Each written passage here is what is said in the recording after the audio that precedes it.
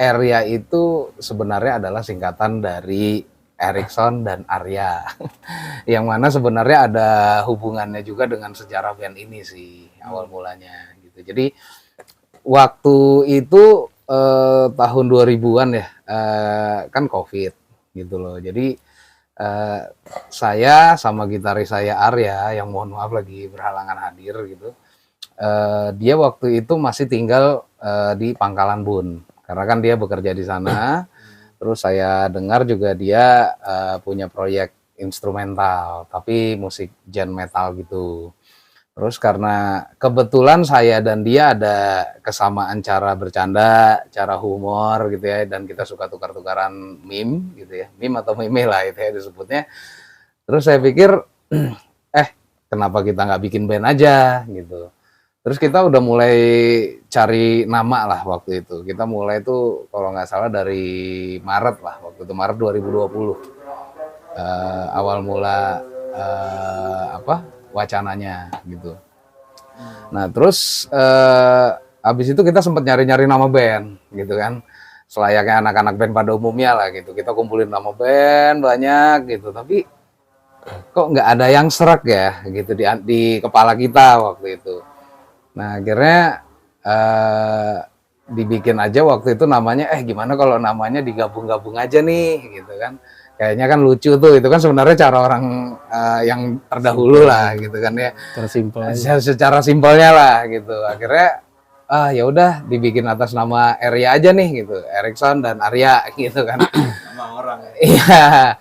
Tapi ya itu seiring perjalanan kan di tahun 2022 setelah udah 2 tahun lewat lah kita ngeband, kita rilis karya gitu kan. Si Arya ini bilang dia dipindah tugaskan ke Jakarta. Nah waktu dia pindah tugas ke Jakarta itu akhirnya saya berinisiatif sih gitu loh. Kayaknya kalau berdua doang kurang seru nih bikin band gitu loh. Akhirnya waktu itu kita mulai cari-cari personil. Salah satunya ya akhirnya ketemulah rekan kita ini Ence gitu loh. Ence yang main gitar gitu. Totalnya berapa personil? Totalnya ada 5. Jadi ya? ada 5. Jadi ada yang mohon maaf lagi berhalangan hadir karena lagi bertugas gitu ya. Arya itu di gitar, terus ada Reza itu di bass, lalu ada namanya Ical juga lagi bertugas. Ical ini vokalis, lalu tentunya ada Ence di gitar dan saya di drum gitu, dan juga synthesizer sih. Cuma kita memang manggungnya itu pakai sequence gitu. Nah di tahun itu menganut genre apa tuh yang memang kalian memang impikan atau memang ingin jalani? Jadi kalau Arya ini sebenarnya kalau dibilang tuh musiknya itu agak campur-campur lah dari berbagai macam genre yang ada. Cuma kebetulan kami berlima ini kan memang suka musik rock ya. Mungkin lebih tepatnya lagi begitu masuk subgenre itu jatuhnya metal gitu loh Bang. Jadi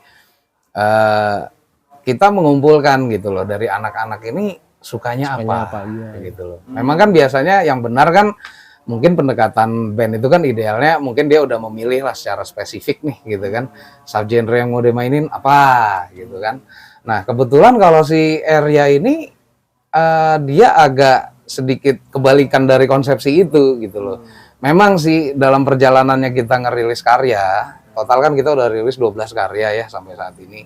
Kebanyakan di streaming platform memang Bang. Ya, jadi kita rilis single by single gitu kan, kontak teman sana sini gitu kan.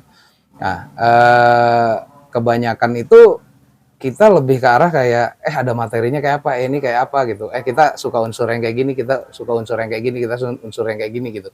Dan memang dari beberapa teman yang udah denger sih ada beberapa yang mendukung keberagaman suara atau audio itu, tapi ada juga yang bilang konsepnya Arya ini aneh gitu loh Bang. Aneh gitu loh karena ya maaf ya kalau ada teman bilang tuh kayak dibilang ini kayaknya bandnya lu nih harus ditentukan gendernya nih apa nih kata dia kan. Soalnya kalau nggak bisa menyasar target audiens yang tepat gitu kan, ngarahin bandnya juga jadi bingung nih mau kemana gitu kan. Tapi ya itu didengar masukan dari teman-teman gitu kan ya. Cuma di lain sisi kalau saya pribadi mungkin nanti Enja akan coba elaborasikan. Kalau saya pribadi memang lebih suka sesuatu yang beragam ya. Jadi tidak membatasi temanya secara spesifik gitu. Nah, silakan Enja dari 12 lagu ya, 12 lagu banyak genre dong. Saya bilang itu banyak. Metal ya kan? Iya, tapi kebanyakan Garis sih besarnya metal. sih ke Dari metal. iya, benang merahnya sih metal gitu. Cuma kita bikin kayak subgenre-subgenrenya gitu loh. Ya memang bukannya kita untuk kayak mengatakan oh gue denger gini atau denger enggak gitu. Cuma kayak kita emang kayak kalau buat lagu itu kadang kayak tumplek aja gitu loh, Bang. Jadi kayak ini kita punya ada 5 draft nih. Mau bikin yang mana yang kayak gimana gitu kan. Nah, jadi kadang-kadang pada saat kita ngerjain pre-pro, untungnya sih di area ini kan ada kita semua kebetulan berlima sama-sama cukup ngerti produksi audio lah ya secara dasar gitu kan. Jadi anak-anak tuh ya mungkin karena teknologi juga ya. Jadi kan kita bisa kerja virtual office gitu kan. Karena kan kita juga masing-masing lah di rumah. kita masing-masing gitu. Seringkali tuh kadang ini stemsnya udah saya upload nih gitu. Ntar gue obrak-abrik ya, ntar gue bikin lagi tatanannya kayak gini gitu. Jadi kadang-kadang pas udah jadi, lu gue jadi kayak gini gitu kan. Tapi biasanya kita ada kayak demokrasi gitu lah Bang, kayak oke deh, begini, ya ini kayaknya enaknya lagunya kayak gini ya gitu. Ada positif, ada nggak positifnya gitu loh. Positifnya adalah kita bisa mendengar banyak inputan lah dari personilnya masing-masing. Kurang positifnya adalah waktu produksinya, di mana waktu dari tiap-tiap personilnya juga udah terbatas, jadi makin kayak suka ngaret gitu loh. Jadi kadang proses pembuatan lagu tuh bisa makan 1 bahkan sampai 6 bulan gitu loh. Itu dia sih. Nah, kalau Ence gimana, Cek? Coba, Cek, jelaskan. 12 lagu loh, itu lumayan dari lu sebagai player juga itu gimana nyikapinnya itu? Benang merahnya metal, tapi banyak varian kan? Banyak varian. Biasanya kan kita kalau ada lagu nih, misalnya dari gua lempar aja gitu ke anak ini ada riff begini nih. Ayo kita acak-acak bareng maksudnya gitu. Biasanya. Itu prosesnya berapa lagu tuh ngemas satu lagu lah? Satu lagu, misalnya ada riff begini nih. Kalau mau di mix atau gimana gitu, mau dicampur-campur, udah anak-anak aja udah. Oh gitu. Tinggal diimbrokin maunya gimana, gimana gitu. 12 lagu itu langsung ke digital platform ya? Digital semua. Iya. Kenapa masukin ke sana? Wah, ini Oke, halo Mas Fajar. Tuh Mas Fajar yang gede grabber letter. Kenapa jadi, masuk digital platform? Jadi begini, Bang, memang saya sih sebenarnya juga sangat mendukung untuk ngebuat kayak merch ya ataupun perilisan CD fisik secara fisik gitu kan. Ya memang teman-teman juga ada sih yang menyarankan rilis fisiknya dong gitu kan. Cuma kan apa ya? Kalau saya juga kadang melihatnya pada saat kita bikin fisik ini, tentunya kan ada effort, ya kan. Terus juga tentunya ada faktor, maksudnya berapa yang harus kita belanjakan. Nah, agak yang uniknya di sini, area itu kan salah satu tagline-nya adalah band tertib administrasi. Gitu ya.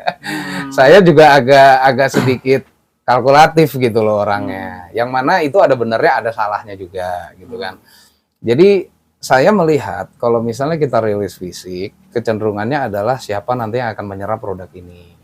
Kalau saya pribadi melihat pada saat rilis fisik untuk band yang mungkin baru mulai, lebih baik kita bikin kayak untuk promotional kit aja. Atau bikin goodie bag yang kita bagikan ke rekan-rekan di media, atau rekan-rekan IO, atau rekan-rekan kenalan kita lah gitu di komunitas ini gitu kan. Nah cuma memang sebelumnya saya sempat ngelakuin itu sama band saya sebelumnya gitu ya. Dan secara kalkulatif tuh saya melihatnya waktu itu kayaknya agak belum masuk gitu loh, ya kan. Maksudnya kalau dari saya ya, mungkin kan anak-anak personil juga ada pandangan yang berbeda gitu loh.